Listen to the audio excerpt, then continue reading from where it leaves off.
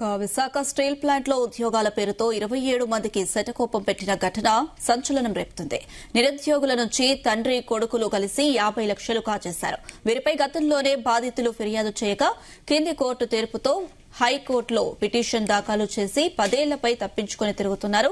దాంతో తండ్రి కొడుకులపై 10 non bailable వారెంట్లను న్యాయస్థానం జారీ చేసింది. అప్పటి నుంచి పోలీసులు కళ్లుగప్పి తప్పించుకు తిరుగుతున్నారు. నిందితులను గాలించి పట్టుకుని మళ్లీ కోర్టులో హాజరుపరిచారు. ఇక స్టీల్ ప్లాంట్ పోలీసులు ఉద్యోగాల పేరిట మోసం చేసిన 5 కేసుల్లో తండ్రి కొడుకులు నిందితులుగా ఉన్నారు.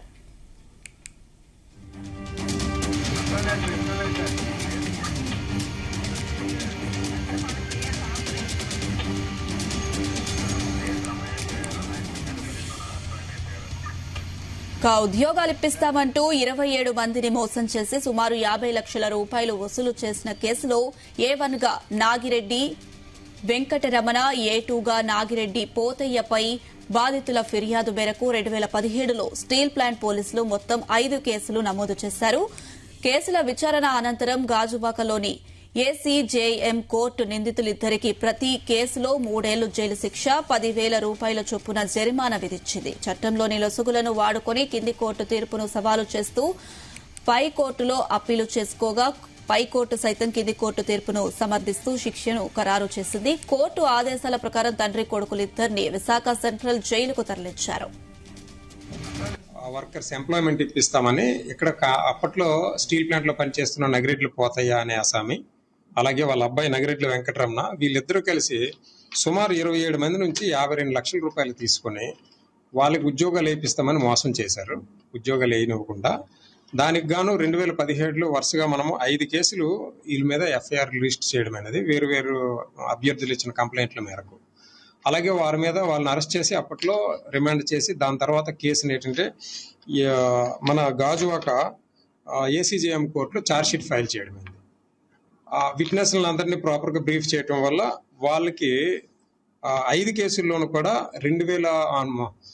జనవరి 3, 2025 కన్విక్షన్ జరిగింది. కన్విక్షన్ అంటే జైలు శిక్ష వేయడం జరిగింది.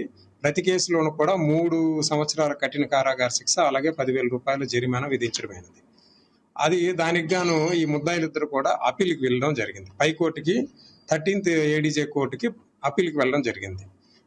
దానిపై విచారణ మళ్ళీ కొనసాగించి ఇది 25 మే, గత నెల 25 మేలో ఆ కింది కోర్టు ఇచ్చిన శిక్షనే పైకోర్టు కూడా సమర్థించడం జరిగింది అనమాట.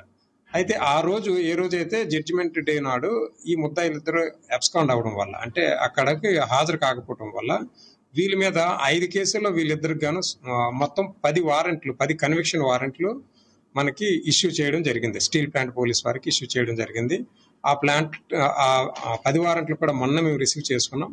వెంటనే ఇష్యూ చేసిన అంటే మేము అందుకున్న తర్వాత రోజునే వీళ్ళిద్దరి కోసం మొత్తం వాకప్ చేసి అన్ని చేసి మొత్తం వెతికి పట్టుకొని మొత్తం వీళ్ళ మీద ఉన్న 10 వారెంట్లను కూడా మేము ఎగ్జిక్యూట్ చేసి కోర్టులో హాజరుపరచడమైనది. వీళ్ళకి కంటిన్యూ అంటే ఇది రిమాండ్ కాదు, ఇది కన్విక్షన్ కింద, ఇది జైలు శిక్ష కింద నిర్ధారింపబడుతుంది అన్నమాట.